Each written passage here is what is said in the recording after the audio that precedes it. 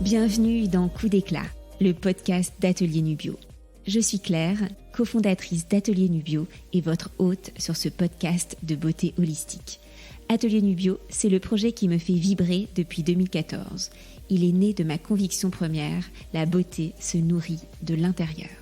La beauté holistique est un voyage merveilleux. Ma mission sur Terre est de vous donner envie d'y embarquer. Avec ce podcast Coup d'éclat, on veut nourrir votre peau, votre imaginaire, votre curiosité, votre joie. On veut vous donner envie d'explorer votre propre chemin, d'être autonome, d'être l'aventurière bienveillante de votre beauté et vitalité à travers les saisons et les âges.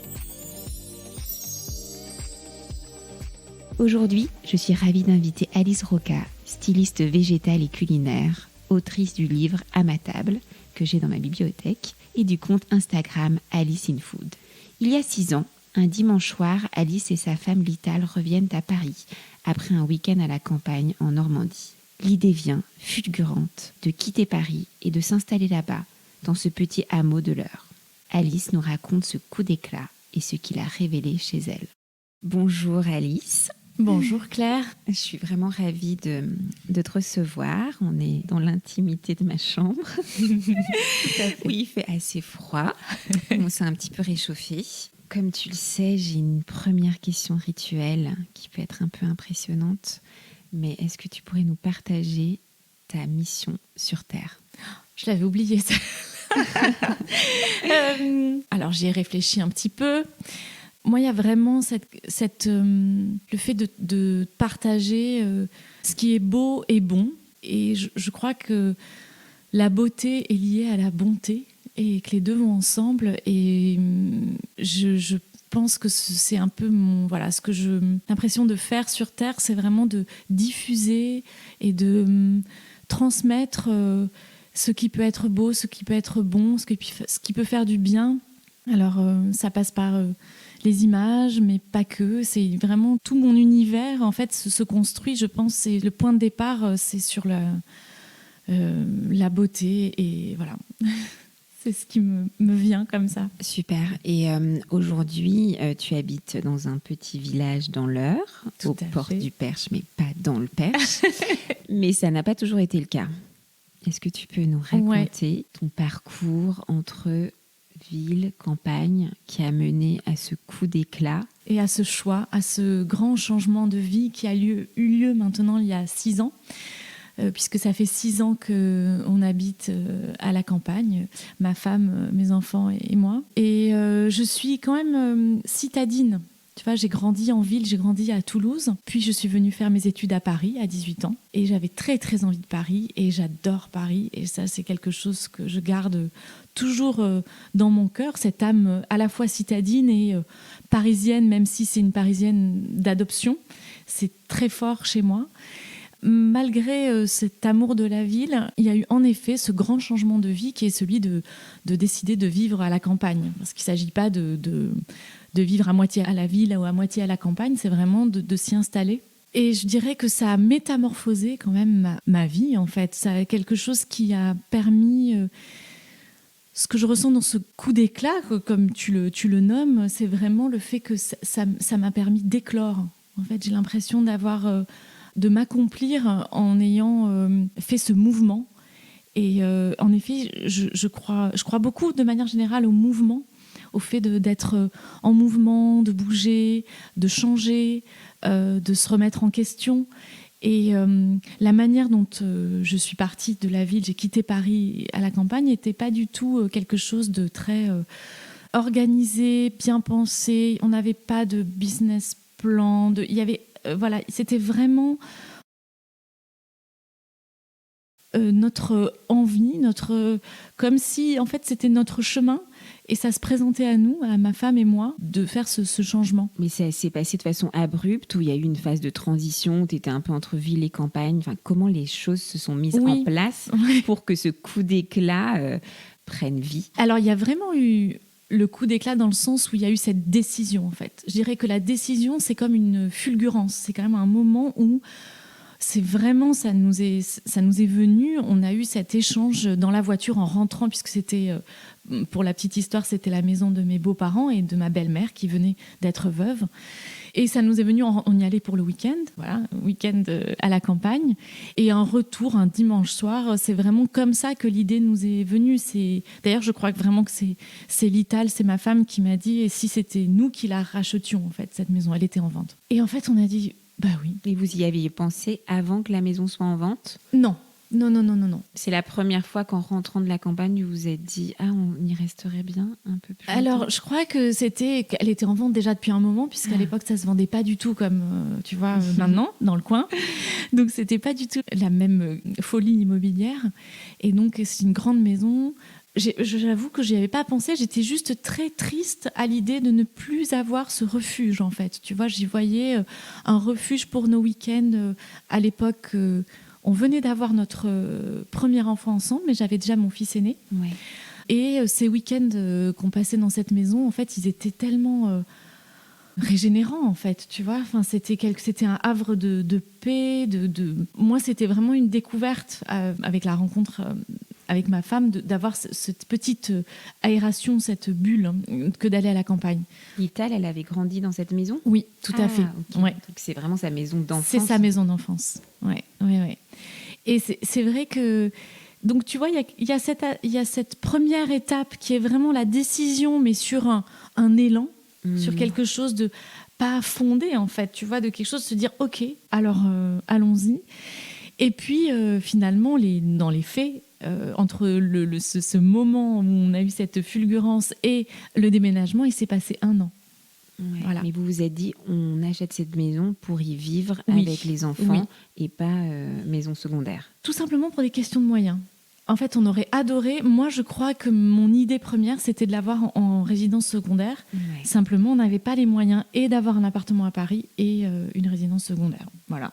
Donc, du coup, on s'est dit, on pourrait y vivre. Donc, on pourrait y vivre. Après, qu'est-ce que tu as fait ? Tu as regardé des écoles Non, alors vraiment, je crois que ce qui s'est passé... La première chose qu'on a faite, je crois, c'est de planter des arbres fruitiers qu'il n'y avait pas, que ma belle-mère n'avait pas mis, notamment, par exemple, un cognacier, parce que j'adore les coins, et il n'y en avait pas. Donc, on a planté, d'ailleurs, c'était un week-end où on était avec des copains, on a planté un cognacier, peut-être un cerisier, je ne sais plus, on a planté 2-3 arbres comme ça. Pour vous sentir chez vous ? C'était symboliquement, en fait, je ne me rendais pas compte, je n'avais pas du tout cette lecture, mais aujourd'hui, je me dis qu'il y avait quelque chose de s'enraciner, en fait, même avant, rien n'était signé, tu vois, mais c'était encore la maison de ma belle-mère, mais déjà, elle nous laissait faire ça, mais il y avait vraiment quelque chose de symbolique dans le fait de planter des arbres et que ce soit notre futur jardin. Et puis après, on a quand même assez bien joué sur le fait de faire, on a fait, 5-6 mois de travaux avant d'y aménager. Voilà. En gros, cette année nous a laissé le temps pour préparer.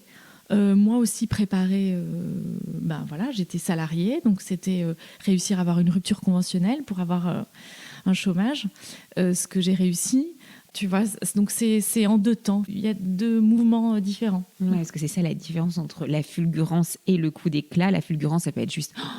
On déménage à la campagne et après se faire un peu rattraper par l'école, le job, les allers-retours, les copains aussi. Parce que vous aviez votre petit écosystème, les bons commerçants aussi quand même. Cuisiner, c'est assez important. Alors peut-être que tu en as trouvé. J'en avais déjà. Par exemple, tu vois, en fait, j'avais pris pour habitude d'aller...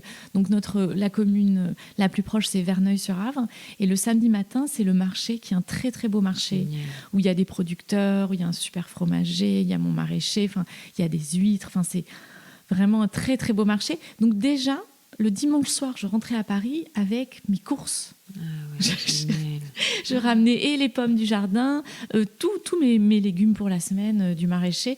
Donc ça, quand même, c'était quelque chose qui me plaisait beaucoup, quoi. J'avoue que le marché, pour moi, c'est vraiment un critère de choix, pour les vacances. Tu vois, une ville où partout. La campagne sent bon marché. Moi, souvent, quand je vais au marché, je dis toujours que j'ai un peu des orgasmes dans les marchés parce que tu es entouré de tous ces magnifiques produits que tu n'as jamais vraiment, même s'il y a des beaux marchés à Paris, il n'y a jamais ce truc que tu peux avoir dans la Drôme ou donc dans mon Far West finistérien, où tu as les gens qui les ont vraiment cultiver. Et dans la Drôme, c'est incroyable parce qu'il y a tous les âges de cultivateurs, il y a toutes sortes de produits. Tu as les produits bruts, mais tu as aussi le mec qui va faire son séitant. Bien sûr. Les gens un peu, tu vois, les néo-urbains tout à qui fait. se sont un peu installés. Et ça, c'est quelque chose qui m'attire tellement. Les non, mais moi, c'est ma passion. Enfin, moi, j'ai la passion du produit, en fait. Tu vois, donc que ça va de la carotte du maraîcher au, comme tu dis, par exemple, dans le sud notamment, il y a, et même en Île-de-France, il y a des gens qui fabriquent du tofu, tu vois. Je crois que je pourrais faire que ça, que faire du sourcing, tu vois, de recherche, de goûter les produits. J'adore ça. Et les marchés, en effet, pareil que toi, quand je pars en vacances, en week-end, c'est la première chose que je regarde. Quand est le marché, et parfois c'est pas toujours le samedi ou le dimanche d'ailleurs, des fois c'est en semaine, tu sais, dans les petites villes. Donc c'est vraiment ma première préoccupation, c'est trouver le marché avec des producteurs locaux. Ouais, génial. Et donc fulgurance, mise en place, exécution, tout ça, il n'y a jamais eu de moment de doute? Je me souviens pas, je sais pas. Non, j'étais assez confiante et je dirais que ce qui fait un peu la particularité aussi de notre choix et de ce lieu, c'est la proximité malgré tout avec Paris. Tu vois, je suis arrivée ce matin pour faire ce podcast avec mon train. J'ai travaillé dans le train, c'est un train super confortable qui met 1 heure, entre 1 heure et 1h15. Et donc, si demain tu me dis j'ai rendez-vous à Paris, je peux venir. C'est accessible et en temps et en coût. C'est-à-dire que c'est vraiment tout à fait raisonnable comme prix.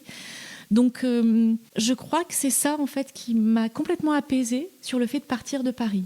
C'est d'abord de me dire que c'était vraiment... je pouvais y aller quand je voulais, pour une journée, voilà. Et par rapport aux amis, par rapport à tout le côté social, parce que j'ai vraiment énormément besoin de tout. Je suis très sociable, je crois.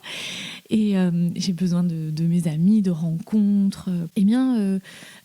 C'est cette décision d'acheter cette grande maison. C'est-à-dire que j'ai eu, tu vois, c'est intéressant. Le seul vertige que j'ai eu, c'est sur la grandeur de la maison, qui fait peut-être 300 mètres carrés, en me disant, mais plutôt dans le sens écologique. Quel sens ça a d'avoir une si grande maison qu'il va falloir chauffer, qu'il faut entretenir, etc. Donc avec tous les coûts que ça implique. Et sans vraiment boulot. C'est-à-dire que j'allais aussi dans le vide au niveau professionnel quand même.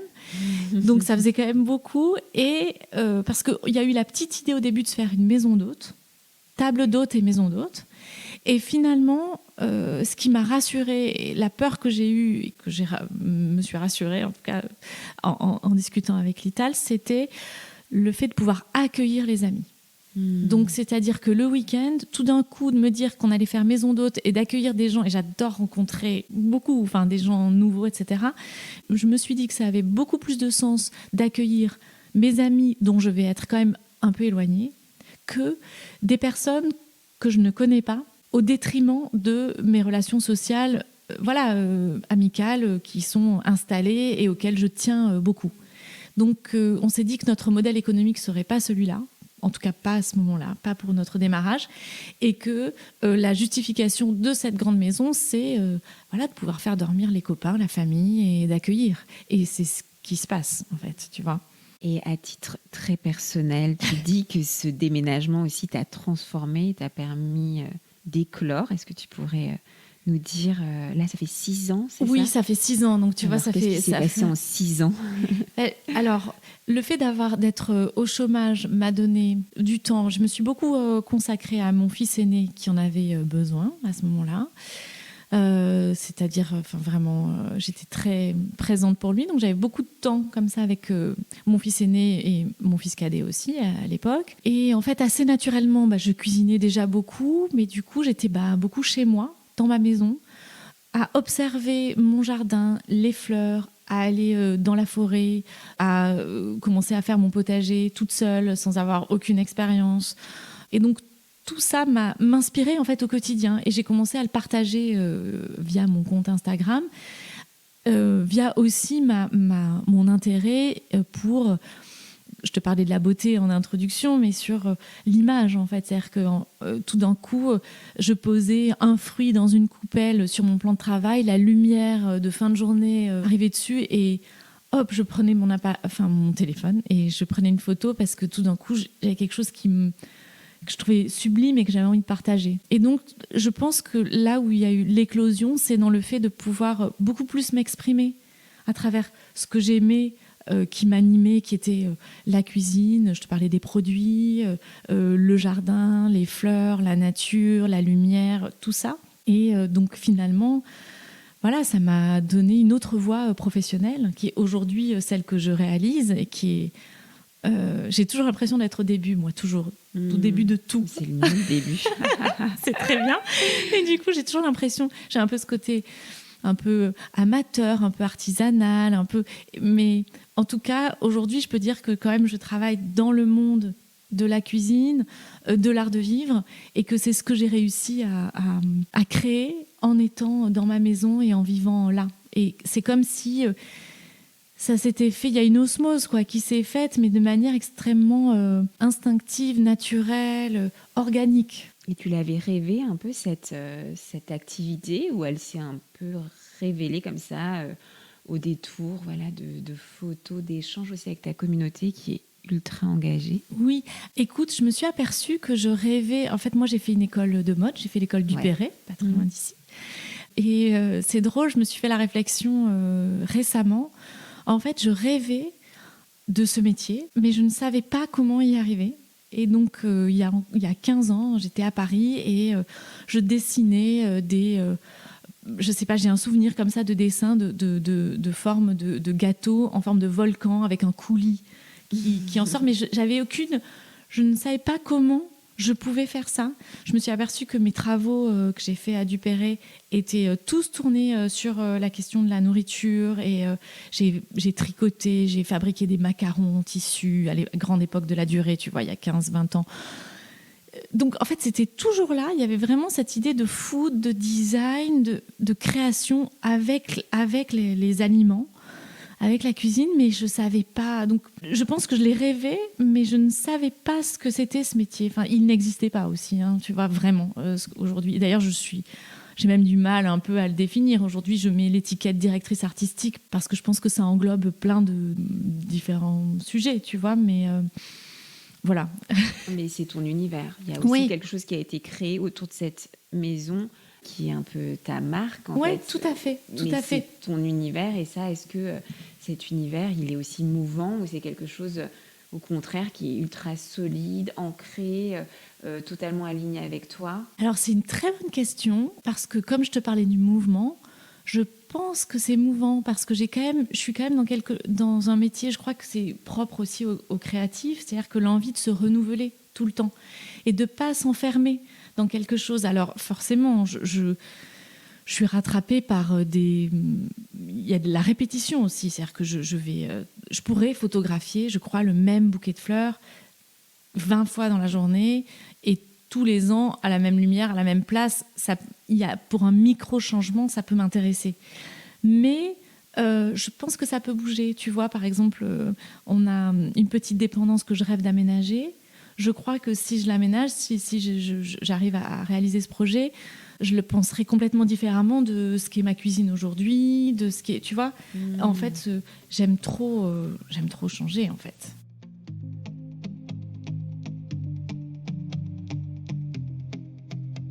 Nous sommes à la moitié de l'épisode. C'est le moment de s'ancrer, d'inspirer et d'expirer profondément avant d'accueillir la suite du coup d'éclat d'Alice. J'ai tiré les cartes de l'oracle des plantes Atelier Nubio à Alice ce matin. Les cartes du fenouil et du chardon-marie l'ont guidée vers une détox légère. Je lui ai recommandé On veut un ventre plat de naïade, qui est un complément en ampoule fabriqué dans le Perche, en Normandie, juste à côté de chez Alice. On veut un ventre plat de naïade est le complément culte d'Atelier Nubio. Il est composé exclusivement de plantes cultivées en France, du fenouil, de l'artichaut, du bouleau, de la menthe poivrée. Il fluidifie la digestion et décongestionne la zone abdominale. Des milliers de clientes l'ont testé et l'adorent. On recommande de le suivre 20 jours, mais on peut le renouveler une fois ou plus pour encore plus de bienfaits. À commander sur atelierNubio.fr ou à venir acheter à notre atelier boutique 4 rue Paul Bert dans le 11e à Paris. Mais comment tu visualises ces projets? Est-ce que c'est quand tu fais ton jogging? C'est parfois tu... C'est vrai, c'est moi. Parce que tu sais, il y a des moments, en fait, moi je suis aussi quelqu'un qui suit vachement son intuition et tout ça, et c'est vrai que c'est dans des moments où justement je suis pas occupée par un téléphone ou un ordinateur et tout, où je canalise un peu les choses sur mon vélo, sous la douche. C'est là que je pensais, moi j'adore les mots et tu sais, réfléchir à des marques et tout, tu vois, la gamme de compléments, c'est on veut, ça c'est un truc que j'ai canalisé sur mon vélo, et tu sens que c'est juste, toi c'est à quel moment que tu visualises ces tables, parce qu'il y a aussi un truc, ton potager, une vraie source d'inspiration. Moi, j'ai adoré cette table que tu as faite, c'est avec des feuilles de bête, des feuilles de légumes, où tu te dis, mais en fait, c'est très, très beau, une feuille de bête. Oui, ça c'était pour Aigle, oui. Alors, je pense que, en effet, il y a le running, enfin, le fait d'aller courir. Je cours un petit peu, hein, tu vois, j'essaye 2 fois par semaine, mais c'est vraiment à la fois, enfin, c'est une décharge nerveuse et à la fois, il y a vraiment quelque chose qui se met en route dans la pensée. Mais c'est un peu tout le temps, c'est plutôt à des moments différents. Il y a des moments, c'est des énergies. Moi, ce que je sens, c'est des phases. Dans mon cycle, tu vois, féminin, chaque mois, je sens vraiment des espèces de montées d'énergie, de créativité. Alors là, ça fuse. Écoute, au moment de l'ovulation. Ben, je pense que c'est pas loin de ça. Tu vois, j'ai pas fait le. Tu vois, il faudrait. À chaque fois, je me dis, il faut que je le note. Je le note, mais je note pas forcément avec mon cycle. Mais je suis sûre que ça ait un lien avec mon cycle et avec la lune. C'est sûr, tu vois. Là, par exemple, j'étais dans une euphorie créative. Il y a eu la pleine lune. Il y a eu, c'est ça. Il y a eu un truc de lune. Il y a 6 jours. Et en fait, alors là, c'est.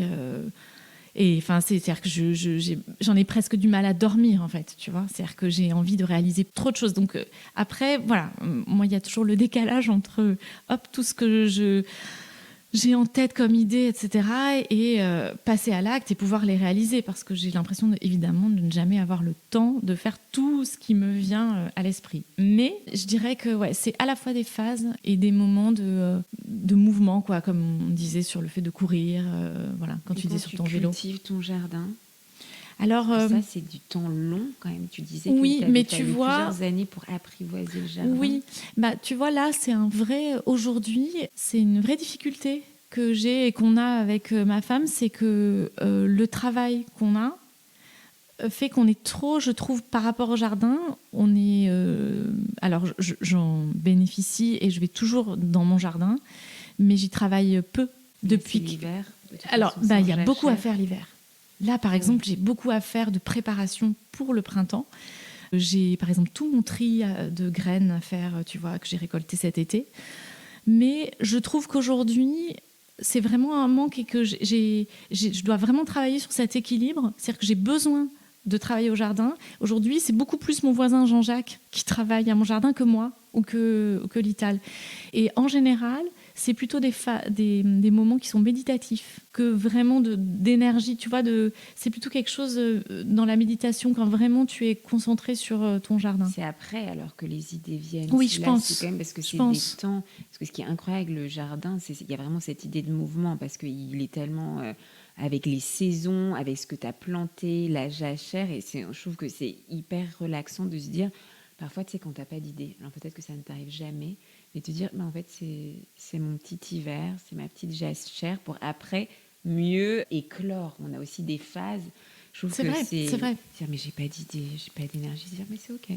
Je suis comme mon jardin. De l'accepter, tout à fait. Voilà. Tout à fait. Et d'ailleurs, le jardin, c'est très étonnant parce que moi, je trouve que ce que ça m'a appris, c'est à la fois la lenteur et la patience. Parce qu'il y a des choses qui sont très lentes, tu vois. Il y a à la fois des plantes qui poussent très lentement. Et l'hiver, par exemple, c'est long. Tu vois, là, mon jardin, il est un peu dépeuplé. Tu vois, c'est le mot qui me vient, mais tu vois, il y a un côté un peu squelettique, il y a moins de feuilles, etc. Et en même temps, c'est aussi la vitesse. Parce que parfois, ça peut être... ça va à une rapidité, c'est impressionnant. Et je dirais que, tu vois, par exemple, je sais que cet état de jachère, j'essaye de le cultiver. C'est un vrai effort pour moi. De laisser, en effet, et je sais que parfois quand je bloque, je dirais que c'est pas que que j'ai pas d'idée, c'est que parfois je vais bloquer sur quelque chose.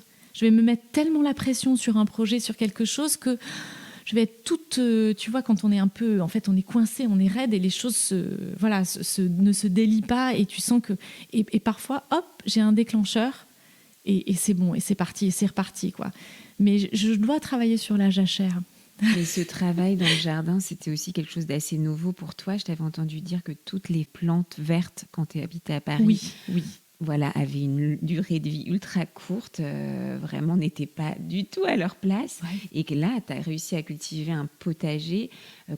Est-ce que ce plaisir il est venu tout de suite? Parce que je te partage que moi, j'étais enfant, on avait un potager. Ouais. C'était pas du tout un plaisir. Enfin, Je comprends. D'avoir à récolter. Alors, il y a aussi les récoltes, les haricots verts et tout. Et mon père était très C'était la corvée, quoi. C'était un peu la corvée. Ah, c'est les légumes du jardin. Et à l'époque, j'en avais rien à cirer. Mais je comprends.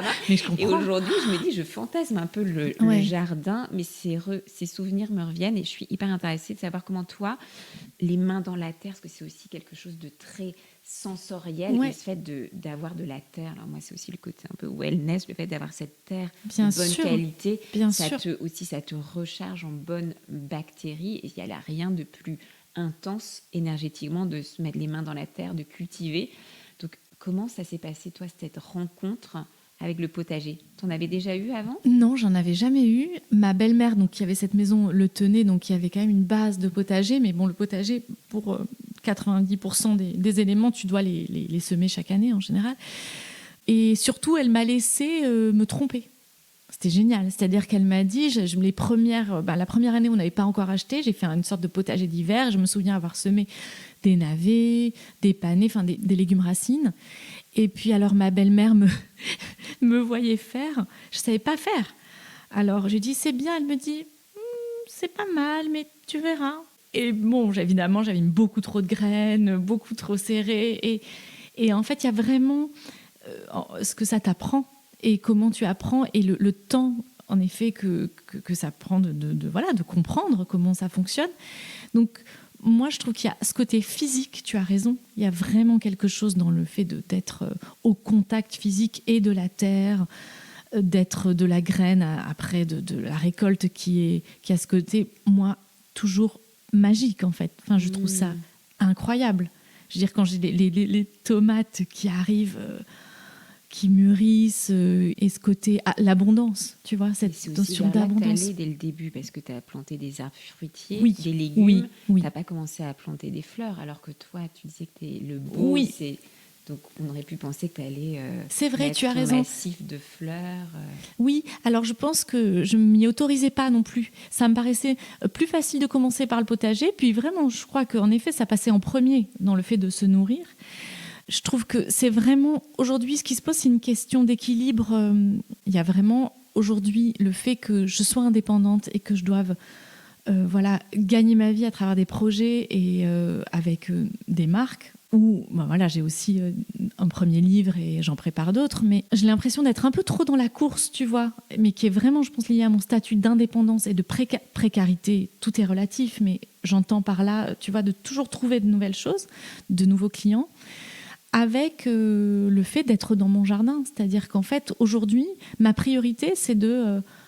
faire tenir la maison, nourrir la famille, pouvoir vivre, parce qu'on a une certaine... on a certains frais, tu vois, qu'on ne peut pas descendre. Et donc, ça passe toujours en priorité aujourd'hui par rapport au fait d'être dans mon jardin. Et je sais que c'est quelque chose que je veux vraiment équilibrer, tu vois, et réussir à... En fait, le bien que ça me fait quand je suis au jardin, en fait, c'est ce que je devrais m'offrir en premier. Enfin, tu vois, il y a vraiment... C'est un peu comme sur la méditation, c'est-à-dire que c'est dans les moments presque où tu as l'impression que tu as le moins de temps et où tu es le plus stressé et où tu vas faire zapper, tu vois, ce temps de méditation, où finalement, c'est là où tu en aurais le plus besoin, tu vois.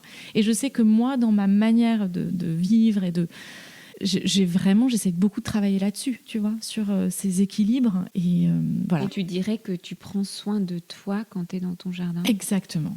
Mais ça, c'est certain. Mais de santé vraiment...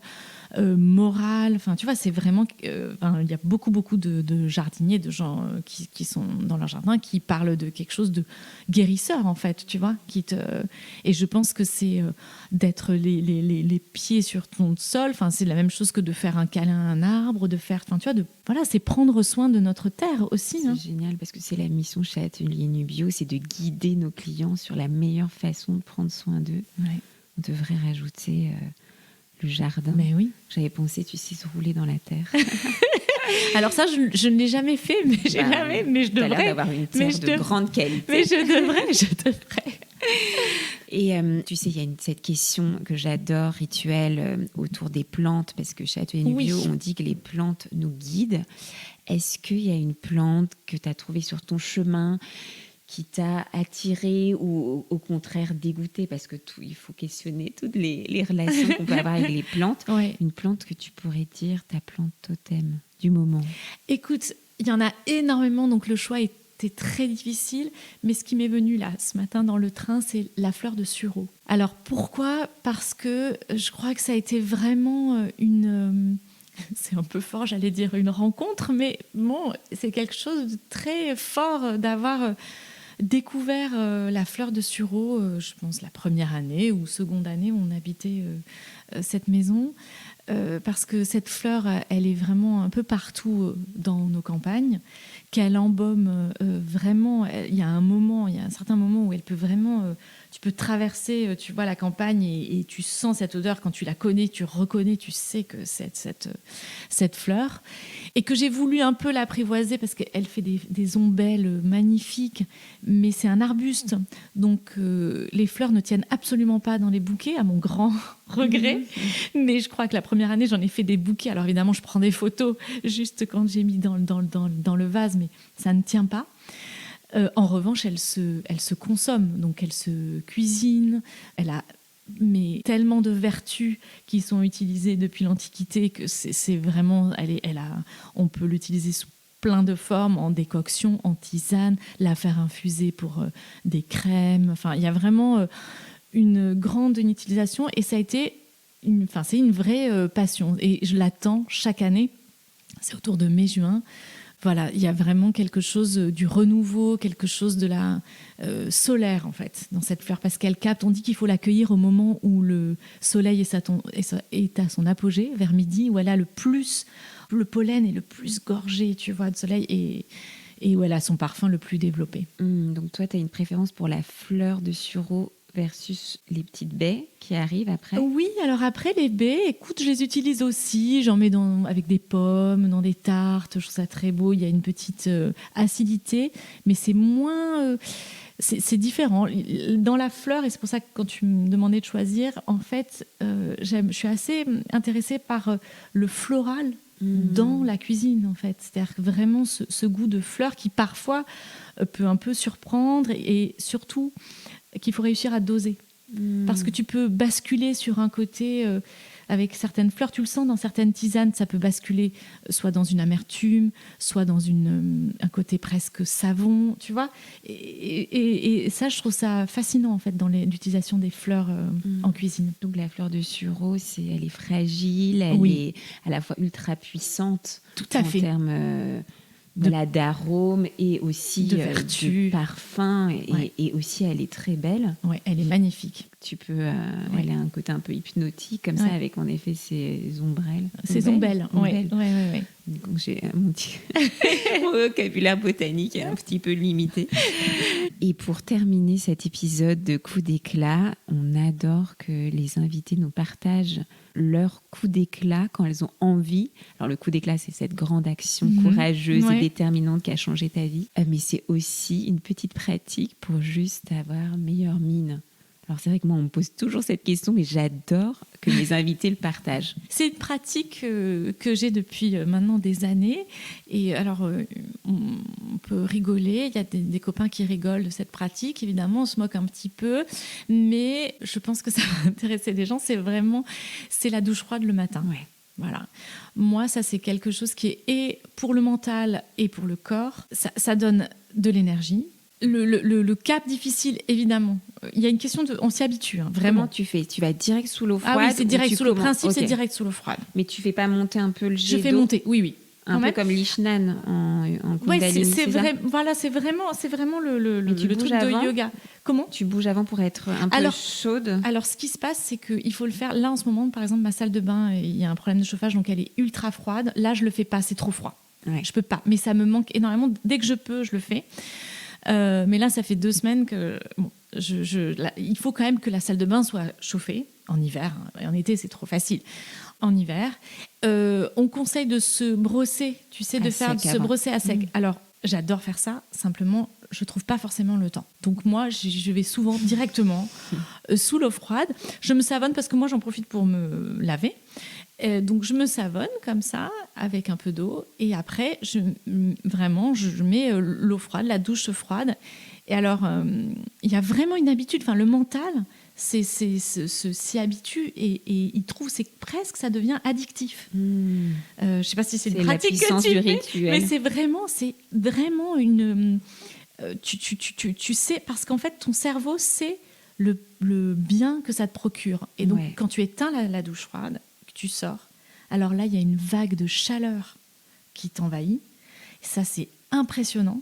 Puisqu'en fait, ton corps réagit et fabrique, fabrique du chaud. Et là, pour attaquer la journée, en général, quand même, ça te revigore, ça te donne l'énergie, le mental, parce qu'une fois que tu as affronté ça, tu peux tout affronter, en fait. Mais tu passes rapidement ou tu restes un peu longtemps? Je reste un peu. Tu mets sur les seins, reste un peu, et je reste un petit peu sur le bassin, tu vois, pour vraiment activer tout le bas ventre et le menton. Et évidemment, surtout pas la tête. Le menton, ça j'avais lu. Alors pourquoi, je ne me souviens plus. Mais je sais que c'est très bien de le faire. L'ovale du visage. et évidemment, je me lave les cheveux avec de l'eau chaude. Et c'est bien de ne pas laisser trop longtemps sur les cuisses. Parce que là, ça déminéralise, en fait, si tu mets trop longtemps sur les cuisses. Voilà, en gros. Okay. Parce que moi, je fais ça, mais je prends d'abord une douche chaude et je termine à l'eau froide. Je sais qu'il y a beaucoup de gens qui terminent. Mais c'est vrai, c'est déjà très bien, je crois. L'Ishnan Kundalini, ce rituel, c'est tu te brosses à sec. Ça, moi, je fais tout le temps, mais vraiment, ça me prend 10 secondes plus l'huile avant de passer. 10 secondes, tu trouves que ça prend? Je fais rapidement. Oui, ok. Mais moi, ça me réchauffe un peu. Ouais, ça réchauffe, c'est sûr. C'est sûr. Tu vas direct, comme tu vois, il fait pas hyper chaud ici. Aussi, comme dans ma salle de bain. Mais c'est vrai que c'est mieux l'hiver parce que l'été, déjà, l'eau est pas très froide dans les réseaux. Ouais, c'est ça. C'est comme je viens de l'extrême ouest. Far West finistérien, moi je me suis toujours baignée dans de l'eau gelée. Mais voilà, donc il y a cet effet de chaleur et un peu de trop bon en fait. Hyper bon. Ça vraiment, d'ailleurs maintenant je me baigne. Avant je me baignais pas du tout dans l'eau fraîche, si tu veux, dans la mer bretonne. Maintenant c'est un régal. Là, tu combines le côté tonique de l'eau froide plus en plus l'eau salée. Exactement. Alors là, l'iode et ouais, génial. Et ça, tu as vu un changement sur ton immunité en allant déjà, en passant de Paris à la Normandie? Alors, écoute, j'ai quand même toujours plutôt une bonne immunité. Je ne sais pas si j'ai vu un changement notable, mais en tout cas, oui, je suis clairement vraiment très, très, très rarement malade. Enfin, tu vois, j'ai très rarement un rhume, un truc. Ouais. Au niveau respiratoire, tu ne l'as pas vu aussi sur tes enfants? Parce que moi, c'est un truc, je me dis, habiter à la campagne pour... de manière générale, je crois que tu parlais en particulier de la douche froide, mais sur l'immunité... sur le fait de changer... Écoute, pas forcément, parce que notre petite, elle était à la crèche. À la crèche, elle a été malade, comme partout. Elle était à la crèche, c'était à la campagne, mais tu vois, elle a été malade petite... Et puis, j'ai pas vraiment d'éléments de comparaison. Tu vois, pareil, mon fils aîné, il est un peu comme moi, en mode immunité, très bonne immunité, donc jamais malade. Voilà, donc je pourrais pas dire. Au niveau mental, le fait d'être entouré d'arbres? Alors mais évidemment. C'est évident, moi, le fait de... Tu vois, quand je disais que je regrette aujourd'hui, je trouve que je consacre pas assez de temps à mon jardin et à être dans mon jardin. Néanmoins, dès que je sens que j'ai un petit moment, tu vois, de mou, etc., on va dehors. Moi, je vais dehors. Ou avec les enfants. Hier, c'était mercredi. On est sortis avec les enfants en une demi-heure. On a pris l'air, on s'est rafraîchi. Enfin, vraiment, ça, c'est génial. Super. Merci infiniment pour ce nouvel épisode. Merci beaucoup, Claire. Ce coup d'éclat de Paris en Normandie, dans ce petit hameau de l'Eure. Avec en plus une nouvelle vie professionnelle. Mais oui. Ça, c'est un double coup d'éclat.